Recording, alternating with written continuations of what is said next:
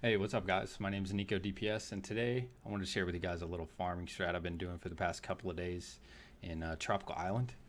Went really well, so I wanted to make this my first video and share with everybody what I did, and hopefully you guys can make as much money as I did and have as much fun as I did in the process. So I have some background footage going on while we go over some disclaimers and the criteria as to why I chose Tropical Island and why I chose the scarabs and my atlas tree and things of that nature. And then we'll get into the nitty gritty. We'll go over the passive tree. We'll go over the loot. I'll do a little map showcase, and then I'll do some closing statements. So stick around. I got some good information for you, and hopefully you like it. Let me know what you think in the comments. And yeah, let's go ahead and get started. So a couple disclaimers. First of all, this is my first video, so I apologize if it's not super high quality editing or anything of that nature. As well as I'm not claiming I invented this strat. I just kind of came up with it on my own after seeing a couple other content creators that ran Tropical Island. I was like, I'll make my own and do what I like to do and see how it works out. I think specifically I saw it was Tripolar Bears. He was running a pretty juiced Tropical Island strat. I thought it was really cool, but I didn't want to quite spend too much time trading and setting up the maps and blah blah blah. I had enough of that in Crimson Temple. I'm done. I don't want to do that anymore. I made this on my own, and yeah, my build is way overkill for this. It is a Omni Tornado Shot build, super high investment. I think without the Headhunter, it was probably roughly in the range of 200 exalts or so. It's absolutely not required for this, but it does help things move along quicker. And in the spreadsheet that we go over later, it'll kind of allow you to adjust it to how fast you're able to do it and see what kind of money you can make given how fast you can run the maps. All right, so criteria. Number one thing, I wanted a good map layout, which Tropical Island is fantastic for. It's open, it has a lot of monsters, which makes the maps very easy to sustain. Kind of the opposite end of that spectrum is something like Glacier, right? It's an awesome map, but there's not a ton of monsters in there, so it's almost impossible to sustain, to be honest with you. And also another thing is a low barrier of entry. So what I mean by that is it doesn't require you to have to have a giant stockpile of money just to get going, right? Like most of these things I'm using here, you likely already have in your stash, and if you don't, they're super cheap. So it's not really going to take too many people out of the equation. Like you don't need a ton of currency to get started. So that was another key point.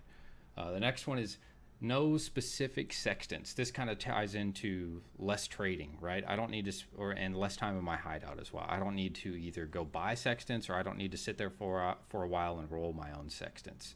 You can make a lot of money rolling sextants, but it's not what I enjoy doing. So I didn't want to have to run any specific sextants. And another thing is ability to mostly sustain what you're using to actually run the maps. I think the only thing I didn't sustain, excluding scarabs, was awakened sextants, and I actually got quite a few of them, and I just kept using them as I was running. I just had to dip into my own stash a few times here and there just to keep it going. But overall, I almost sustained awakened sextants, and I over sustained my chisels, my alchemies, my vol orbs. So that was a really key feature. That basically means, and my maps as well. So that means I could literally just rinse and repeat. I can keep going and going and going if I wanted to forever, basically. And all I would have to do is really buy some awakened sextants, which isn't too bad. Pretty minimal trading there. Also, I wanted something that had a flexible atlas tree. So everybody's different. Everybody likes running different things. So I wanted to make sure what I was doing here to make this video allowed pretty much everybody to kind of tailor it to what they like. Outside of Legion, there's really nothing that's required, right? Legion's really the only thing I'd say is required because it's just so busted. Especially with Sentinel, you just double up on everything. You're double dipping, it gets crazy. But I don't really know anybody who doesn't like Legion, so it's okay. All right, and then all of this combined really means the maximum amount of time in the maps killing monsters, making money, and less time spent in your hideout. Those are the key things, and that's what I wanted to stick to. All right, so we got the disclaimers out of the way, we got the map criteria out of the way. Now let's get into the nitty gritty. Let's get into the good stuff. First things first, before I go over the atlas tree, number one, take a picture now if you want. It's all zoomed out. This is what my atlas tree looked like. and then let's touch on the scarabs real quick. I'll go into them again later, but this tree will make more sense if I just tell you what I was running, right? So first things first, Polished Legion. You don't have to run Polished. You can run Rusted, but Polished was only 2C a pop, I think, and it's just an extra Warhorde or something like that. And I figured since I'm running the chance to get splinters into emblems, might as well pay just a tiny bit extra and try and get some extra emblems to drop. And I think it worked out pretty well. You'll see later. Next up, another one here is Rusted Breach. Again, super, super cheap. The rest of these are all rusted, and I think combined they cost less than a chaos per map. So it's super cheap, really minimal investment. All we have to do is put 3 points for Flash Breach, and then like a third of a chaos for a Rusted Breach Scarab, if not less. So super cheap, super efficient, adds a bunch of monsters to the map in a very short amount of time. So that's exactly what we're looking for. Next up, I'm running Rusted Elder. So as far as I understand, regardless of what tier of Elder Scarab you're running, you still get the same amount of monsters, right? So we don't need to invest any more regardless of how cheap they are. I think even Gilded's 1 or 2C per, but just Rusted Elder, I had a bunch of them laying around. They're ultra cheap, so I just ran that. We're only looking for the monsters, right? Last but not least, the reason we took this node right here, Packed with Energy, I'm running a Sulfite Scarab. So you can run Nico on the map device. I just opted out of it because some people might not have a whole bunch of Nicos piled up, and eventually you'll have to run it anyways because eventually you'll run out, right? It's very unlikely you have enough to keep this going for more than a couple of days if you were in it for that long. So, but if you wanted to run Nico on the map device, you could just do that and swap the Scarab out for something like a Rusted Harbinger or something of that nature, really whatever you want. It's not going to make too big of a difference. Now that we got the Scarabs out of the way, this whole thing will make a little bit more sense and we can get into it. So first things first, what are we blocking? So I blocked Abyss mainly because I don't like it. I don't like having to go backwards a bunch. I feel like half the time I'm running back into the map and it's just not enjoyable for me, but it is very good, especially when a Delirium Mirror is going. So take it if you like it, or don't block it if you like it, and you'll have a chance to get them. It's fine. I'm blocking Expedition as well, mainly because it just adds a little bit too much time to the map than I would like. And especially, I think you need to invest a little bit anyways to really get it going, to really make it useful, right? So I went ahead and blocked it. Harvest, I blocked Harvest because it just adds a whole bunch of time to the map that I did not want to have to deal with, and juggling my Hoarder Crafting Station and blah, blah, blah. And not to mention, with Arch Nemesis, Harvest is super, super rippy, especially with the Delirium Mirror going, so went ahead and blocked it. Obviously on this side, we're leaving open Breach, and we're leaving open Legion because those are our bread and butter. Moving over to the other side here, I'm blocking Heist mainly. The only reason I really mainly blocked Heist is because I just wanted more chance to get Delirium, Legion, and Breach. It's not a bad one to not block because it's pretty passive income. It's not a lot of effort into it. Every once in a while you pick up some rogue markers, contracts, and blueprints, right? Go ahead and run it if you want. I just chose to block it. Metamorph, I would just block it every single time. It's not worth it at all, right? None of the catalysts are really that worth it, as well as the Metamorph monster, when you make it at the end, can be super tanky and absolutely dunk you. So I went ahead and opted out of that completely. Not worth it if you ask me. Obviously we're not blocking Delhi. That's another key point of this whole thing, so we're going to leave that unblocked. So Blight, kind of similar to Abyss. It's very good, especially with Delirium Mirror. If it's on, it adds a whole bunch of monsters. You get a lot more rewards, things of that nature. But I didn't want to go down here and get immune response. And as well as I just don't enjoy Blight. I think it adds a bunch of time to the map that I didn't want to just stand around and just do a Blight for 30 seconds or whatever. When you're talking how quickly we're doing these, 30 seconds is actually a pretty good chunk of time. And for very, very little gain without some investment throughout the tree and other things. So went ahead and blocked it. Last thing, Ritual, same thing, takes too much time. Ritual's fun. I love Ritual, but it just takes too much time. So I went ahead and blocked it. So we have the max chance to get Delhi, Legion, and Breach. All right, so what nodes did we take on the tree? So I'll go ahead and start off with what I pointed out earlier. It's 2 points to get this thing called Packed with Energy, right? And what it gives you is 1 all res, 35 damage and 15 movement speed per Voltaxic Sulfite vein you find. So every time you click on a Voltaxic Sulfite vein, you get this buff, and it stacks. So, and I think you get 3 every map. Whether you're running a Scarab or you're running Nico on the map device, you get 3 every map. So essentially you get 3% all res, 105%, I think it is, increased damage, and 45% movement speed. That is awesome, especially if you aren't running a Headhunter. Stacking up buffs via the Shrine nodes and this node right here really helps you out, especially when a Delirium Mirror is going. It's just a ton of fun. It's 2 points, super minimal investment. The Scarab is dirt cheap. That's like 1 chaos per 7 or something crazy like that. So couldn't pass it up, had to take it.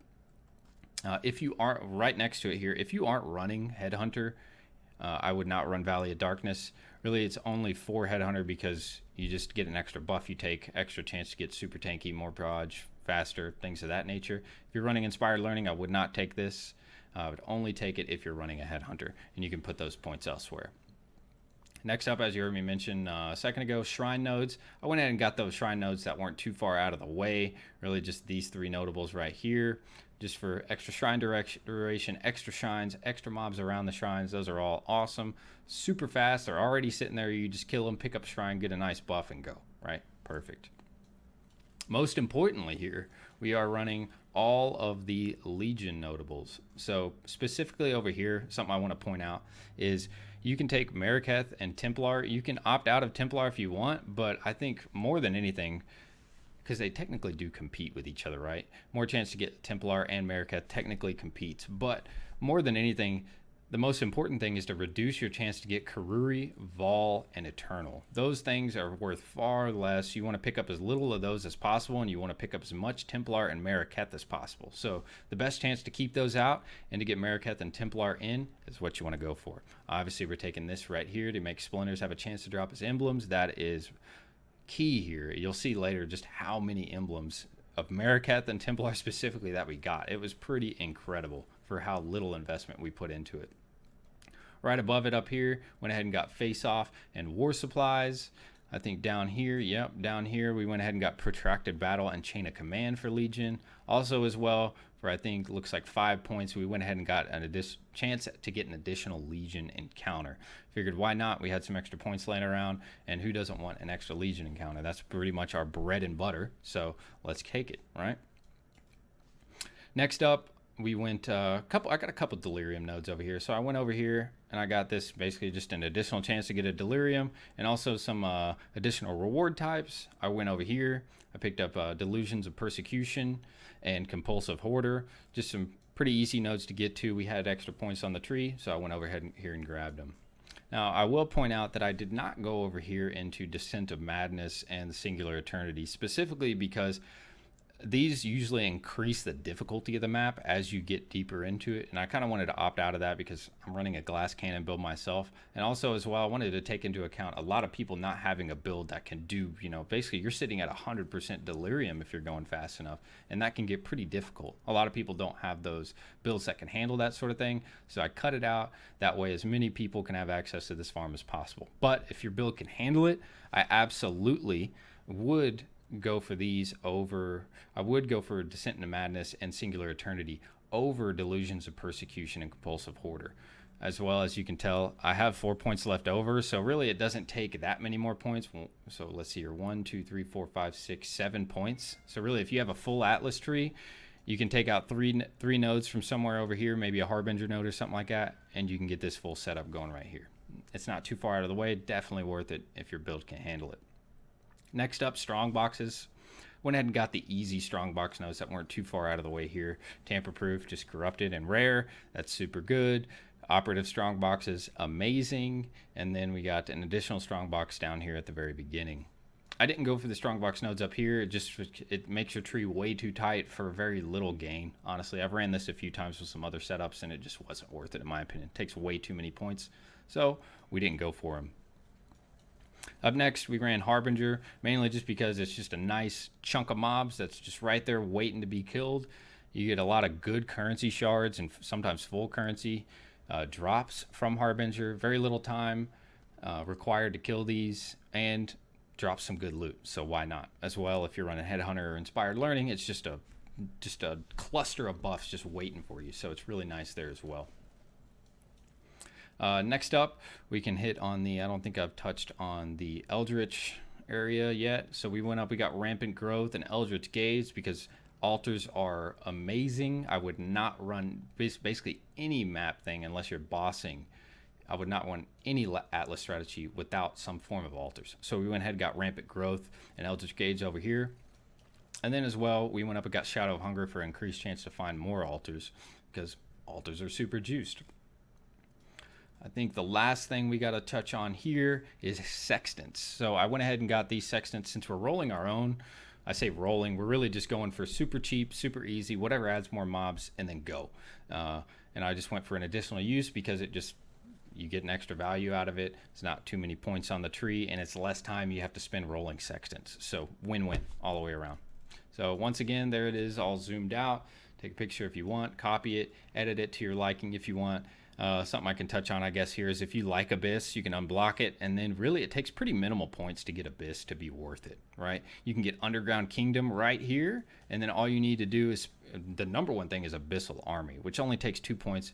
100%, you double the monsters, the Abyss monsters that spawn, which is super good, especially with a Delirium Mirror running. So if you like Abyss, take those 2 nodes right there, and you'll be good to go.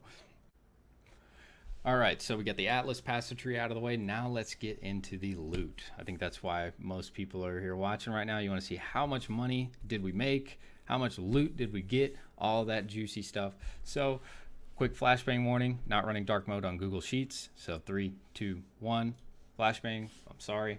So right up at the front here, we got our map loot after I organized it all. Over here on the left in our first tab, you can see we have all of our, what most people call like bubblegum or popcorn currency, just all of your raw currency drops and things of that nature, essences, Eldritch currency, scouting reports, all that good stuff. Over here on the right, we got pretty much everything else, all of our map returns, tons of stack decks, some really good compasses we happened to run into as we were rolling. That way we took them off and sold them for a really good chunk of change. Pretty sure they paid for our Awakened Sextant cost plus more, which is exactly what you want to see. Simulacrums, Deliorbs, Scarabs, and the big one over here is these Timeless emblems. Look at how many Mariketh emblems and Templar emblems we got. That is exactly why we took those 2 points on the tree, and it very clearly paid off, especially considering we just paid 2C per Legion Scarab, which is dirt cheap considering how much money we made off of it. Couple things to note up here. I did get an Enlightened gem. I went ahead and left it in because it's very likely you have a little bit of luck and you get a drop here and there that's worth a couple X. And after how many maps I've ran over the course of this league, it's Enlightened is more common than you might think. I've gotten quite a few of them over the course of time, so I went ahead and left it in. In terms of items, the main 2 notable items here I got that were a majority of the profit was this Fluted Bassinet right here. It actually rolled Tornado Shot additional proj, and that's on a hybrid armor evasion base, so pretty good. Priced at about 2x, it'll sell. And also this ring right here was Fractured T1 Intelligence. That's about probably 150 to 1x. Priced at 1x, somebody will buy it eventually. I guess a third honorable mention here is we got a pretty good Taste of Hate. I think it's worth about 50C or so. It rolled pretty well, so we included that as well. So let's move up. Let's take a look at the numbers. So first things first, right here, you can see this was absolutely insane return on our investment. 955% return on our investment is pretty crazy. And as you'll see, none of these numbers are fluffed up. I tried to keep it as transparent as possible. In fact, I usually undervalued a lot of these things just for the sake of quick sales and to make sure nothing's overvalued and fluffs the numbers at all. I'm not trying to trick or clickbait anybody. So you'll see this is very accurate and this is very true. It surprised me when I was putting everything together. When I saw this number pop up, I was like, wow. So first things first, let's touch on the map cost. So how much did we spend in total cost to run these maps, right? So it looks like per map here, we're about 13 chaos, and total, we're almost at 1,300, right? So maps, Tropical Island, 5C a pop, pretty standard stuff. They've been there for a while. Pilots Legion, bottom at 2 chaos per. That's about how much they'll always be most likely, barring any big changes. And then Rusted Scarabs, I went ahead and rounded up to 1 chaos, but really they're less than 1 chaos. But just for the sake of numbers and simplicity, I put them at 1 chaos for the rest of those Rusted Scarabs. Sextants, I averaged about 6 sextants per 4 maps because we have those 4 use sextants. I averaged about 6 to get something that adds monsters, or I got something good, took it off, and put another sextant on. So what I did here is took the 2.5 chaos per sextant, times it by 1.5, and that gets us this number right here. So we spent 375 chaos in sextants, or 3.75 per map. Pretty good, nothing too crazy at all. Alchemy orbs, dirt cheap, 15 chaos in total for the 100. Chisels, dirt cheap, 28 chaos in total for the 400. How I did this, I left it at 100 here so it's easy just to read, but how I got this number 0.28, they're actually worth about 0.07. I multiplied that by 4 up here. That gets us this number. That way this is all easily, basically the 100 just represents the maps, and you can edit how many maps you're spending, how much it'll cost, things of that nature if you want to. This spreadsheet will be down in the description below. Next up, another important thing is time spent. So I rounded up time spent to about an hour. It didn't take me quite an hour, but especially this late in the league, trading can take a little bit. So I rounded up to an hour for setup, really just buying the scarabs. It took forever. There's so little people responding this late in the league. It's pretty obnoxious. And then our run time is about 425 minutes. How we got this number right here is I ran a couple timers. We averaged about 17 minutes per 4 map. That is including rolling our new sextants. So this is all very transparent. This is all very true. It's pretty accurate stuff. So again, not trying to hide anything or just clickbait you into basically a gross profit number. It's not accurate, right? We're looking at our net profits. We're looking at our actual time spent and how much we got. So we spent about 7 hours running that, or about 12.5 maps per hour. This number is also editable, so you can see how much you net profit per hour, right? Like say your build's a little slower than mine. I'm running a super crazy tornado shot build, super fast, not necessary at all. Let's say you average about 6 minutes a map, right? So we can do 10 maps per hour. You can see these numbers drop. This number right here drops down a little bit, but it can accurately represent what you might be capable of running, and you can get a rough idea if you're running this exact same stuff I am. So I try to keep that easily accessible, easily editable for anybody who wants to kind of change numbers around a little bit to see what they might get with their build. All right, so let's look at the profit numbers here. Let's look at this section, this area of the spreadsheet here right quick. So gross profit in chaos and exalts, we got 13,645 chaos in gross profit. That is without our map costs taken out, right? So that adds up to about 76 exalts, all things considered. And I will touch on, I actually undervalued a lot of this stuff, you'll see later. So this is a pretty good number. It's actually undervalued quite a bit, and you'd actually be able to make more likely. Gross profit for map, basically just take these numbers, divide them by 100, and this is what you get. 136 chaos a map, or 0.76, basically 3/4 of an exalt orb every map, which is insane considering how little we're putting into these maps, right? That is incredible. Incredible. And then also I just did per hour here. Right here, you're looking at about 1,700 chaos per hour, or 9.5 exalts per hour in gross profit. Pre-map costs, right? But that's still on its own. That is insane. After you get everything going, you're making 9.5 exalts an hour. That is crazy. Now we can touch on net profits real quick. You can see these numbers right here. About 12,350 chaos, or about 68.5 exalts, give or take, in net profit.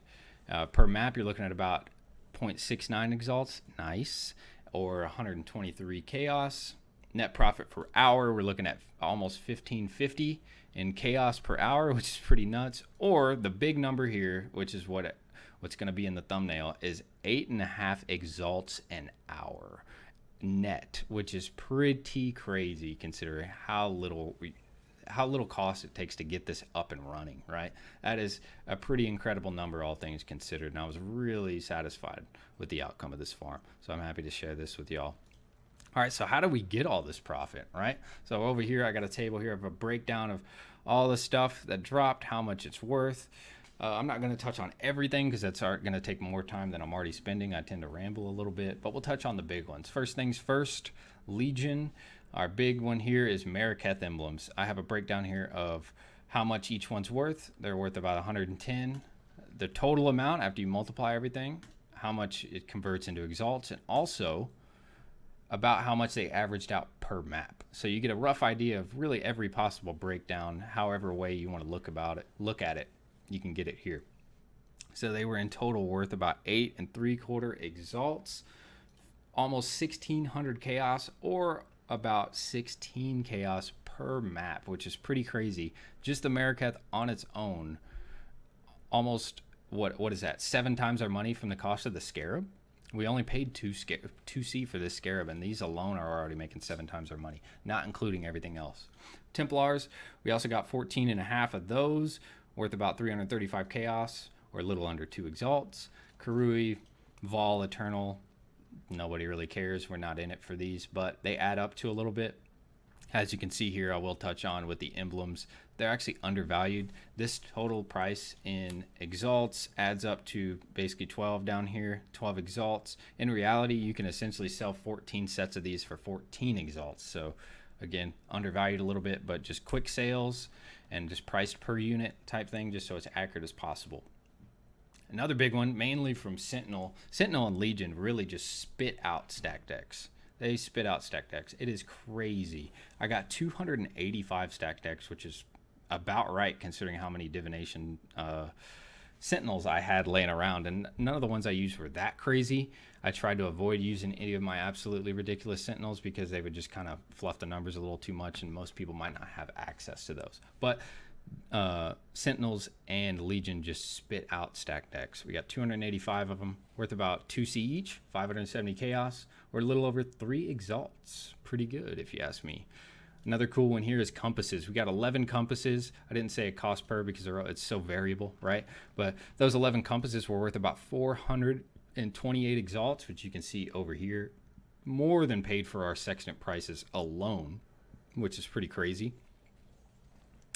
Scout, so that's the big Scout over here. That's the main divination card that's dropping out of Tropical Island. We got 5 of those, or about 1 every 20 maps. To me, that sounds about right in my experience, and it was worth about 4.3x, which is pretty good if you ask me, right? Other divination cards, we got a couple random ones worth a total of 155C, nothing too crazy. Recombinators have been going up in price a lot lately. As standard gets closer, as the end of the league gets closer, these prices are going up because there's a lot of speculation whether or not Sentinel is going to be core or not.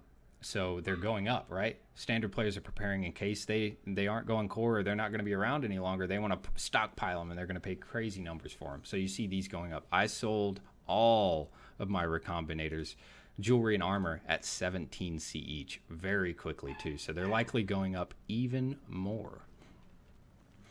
Scarabs, we actually did get some pretty good Scarabs here. Worth about 300 chaos in total. You can see right here we got 3 gilded divinations, a gilded legion, 3 gilded ambush. Those are the big ones there. The rest of them don't add up to all that much, but those 3 are right there, are worth quite a bit of money. All our scarabs added up to about 300 chaos. Simulacrums, we got 6, basically 6 2/3 simulacrums. That adds up to about 260 chaos, or almost 1.5 exalts. Delirium orbs were pretty big. 365 chaos, or about 2 exalts in delirium orbs. Screaming invitations, as you can see right here, we got 4 of each, worth about a little over 4.5 exalts in total for those combined. Did get a twisting invitation at 45, sold pretty much instantly. Chayula, basically just the only breach stuff that's worth even selling is my Chayula stone. It was worth about 40 chaos, and then I had 78 Ul-Natul fragments that apparently is worth about 40 chaos. Pretty good. They did sell for about 40 chaos, so worked out there. All right, I should have touched on this earlier, but I'm doing my best here. Sorry. Raw currency. So raw currency just encapsulates most of this map loot tab right here, other than essences and eldritch. I think everything else is included. Oh, and chaos or exalts, I separated those. So most of this tab right here was worth about 10 exalts. 10 exalts in raw currency drops. Pretty awesome if you ask me. And as you can see right here, we oversustained all of our, I think, yeah, we oversustained because these are rows, these are columns, just like 10 stacks, right? So we got 200, 400 and some change here. So we oversustained our chisels, way oversustained our alchemy orbs, and oversustained our vol orbs. So you can just keep going. You can just keep churning these mats and keep going. All you got to do is buy a couple scarabs. So that was pretty awesome to see. All this stuff worth about 10 exalts. Now raw exalts themselves, we got 12.5 including the exalted shards right here from the Harbingers. This number seems high, but when you think about it, Sentinel and Legion just spit out raw currency like crazy. They just print exalts. It is pretty nuts, especially when you combine the two with Harbinger. It is not unlikely for you to get this amount of exalts in one 100 map session. So I left them all in there because, in my opinion, in my experience, this is actually not out of the ordinary. So pretty amazing to see right here. Right, just in exalts alone, they overpaid for the maps. So it's pretty nuts. Gems, jewels, and clusters got almost 4x in that. I have a little note here. So a notable gem got my Enlighten, and then a notable cluster, really the only one that was worth much of anything, was a 70C 12 passive bow cluster. Yeah, apparently those are worth a lot of money because a lot of people like to make crazy bow cluster jewels. So in total right here, as you can see here, 76 exalts, a little over 13,500 chaos. Pretty crazy numbers if you ask me. All right, so that about does it for my take on Tropical Island for 100 maps. Hope you guys like the strategy. If you guys try it out, let me know how it goes in the comments down below. Hope you guys are just as successful as I was with this little endeavor right here. I had a ton of fun. I spent most of my time in the map slaying some monsters and seeing beautiful herald explosions for hours on end, so I can't complain about that, right? Once again, I got my Atlas tree in the spreadsheet, and as well as my POB, in case you were curious about my build and my items, as well as a link to my Twitch and YouTube. Don't stream very often right now, but hey, if I'm online, drop by, drop a follow, say hello. Be glad to see you. So yeah, that wraps it up. Let me know what you guys think down below in the comments, and if you like the video, maybe drop a like, subscribe for more content in the future. I'll be posting as much as I can, so look forward to seeing you guys soon. Thanks, guys.